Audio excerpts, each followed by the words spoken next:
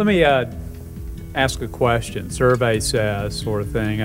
How many of you would say that in our nation today we have some economic problems? Well, I thought so. We've really been moving away from our roots, from our heritage. Now, our founders understood this quite well.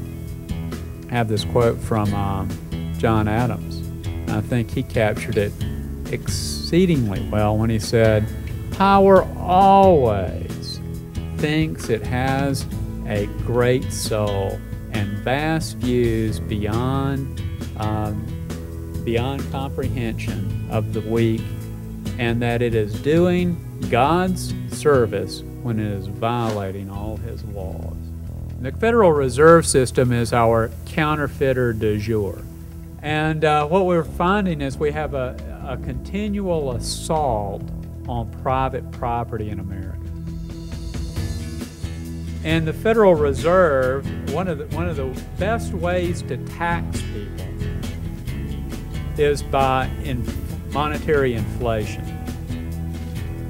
by the devaluation of the dollar, because nobody has to pass the law.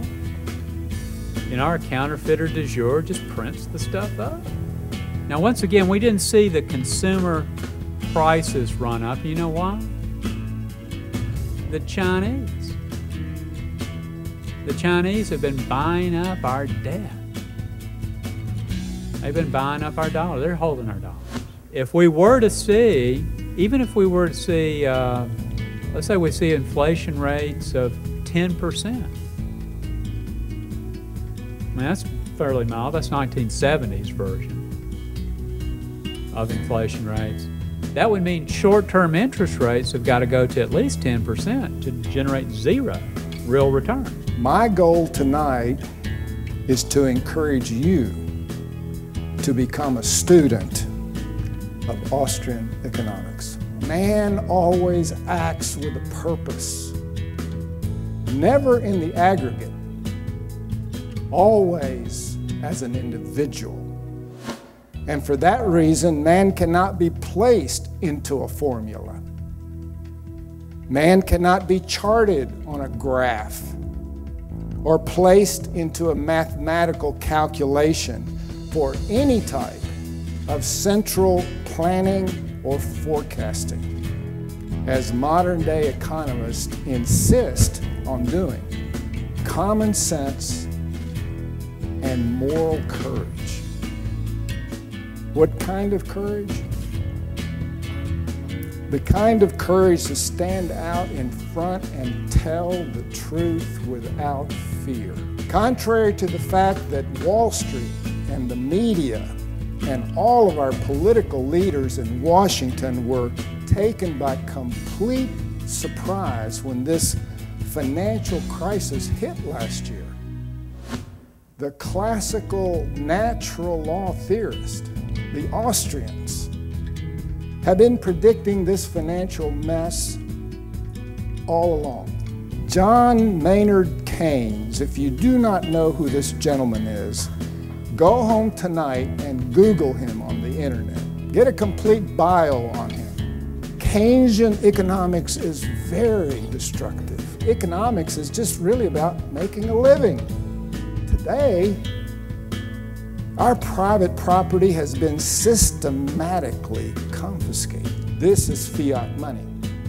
And we all know that there's nothing backing this. It's just paper and ink. Part of what I want to do tonight is get the right meaning of this word, inflation. Aren't we all sort of perplexed and confused and under a lot of distress? And it's because we really don't understand how money really works. Rome didn't just collapse because some foreign country came in and took over it.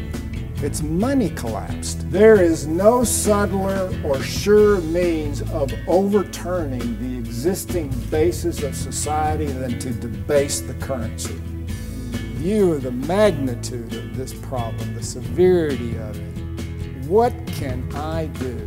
What can one individual do?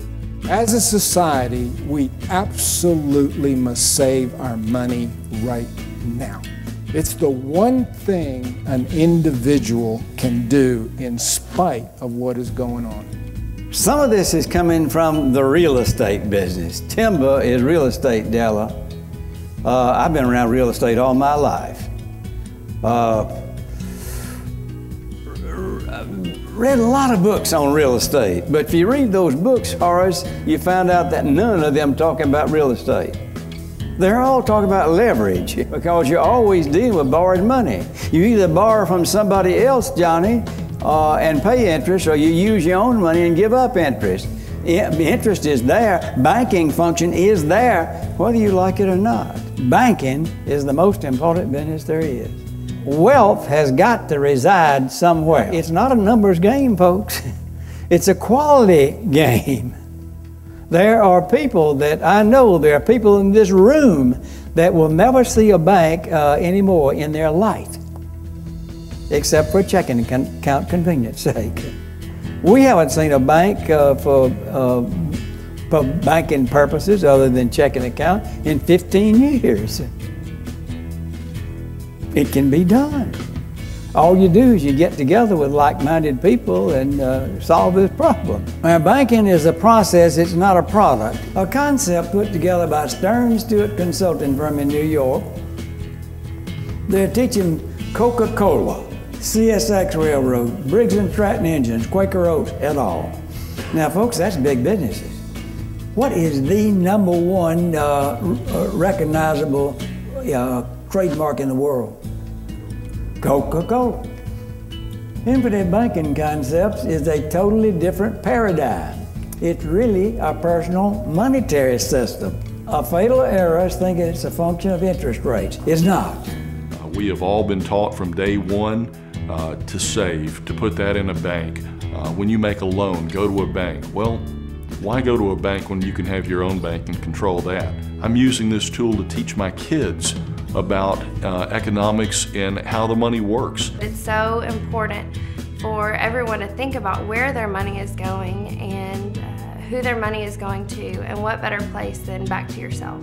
And it can be used in so many ways. You can use it for personal things like, vacations, or if there's some appliance in the house that you, instead of using your credit card, you can go use this and you get the interest back, whereas if you paid a credit card, then your interest is totally gone. When I chose to opt out of the 401k and the teacher retirement plans, I knew that the money that would have gone there was going to go directly back to me. I can take cash loans against the value of it.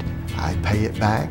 I get to determine the interest rate, then I get to pay it back. And you're the one that has to take charge of your financial resources and decide what are you going to do to protect those financial resources, and not only just protect them, but it's got to grow. If it's not growing, you're losing. So the money's got to go one or two ways, and we just choose to capture it and reinvest it in our own banking system.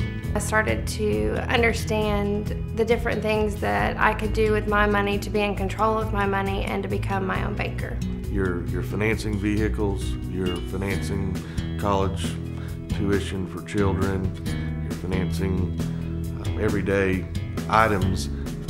Why not do it yourself? Becoming your own banker is one of the best financial decisions that our family has made. It's allowed us freedom, it's allowed us growth opportunities in a controlled risk environment. You can also look at it as a warehouse where you store your money.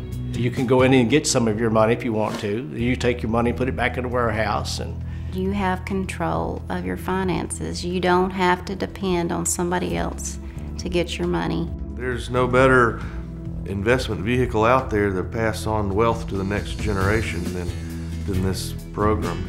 I have watched my investments go up and down pretty much out of my control. One of the things I like about the infinite banking concept is it puts me in control and gives me a sense of being in control of my destiny.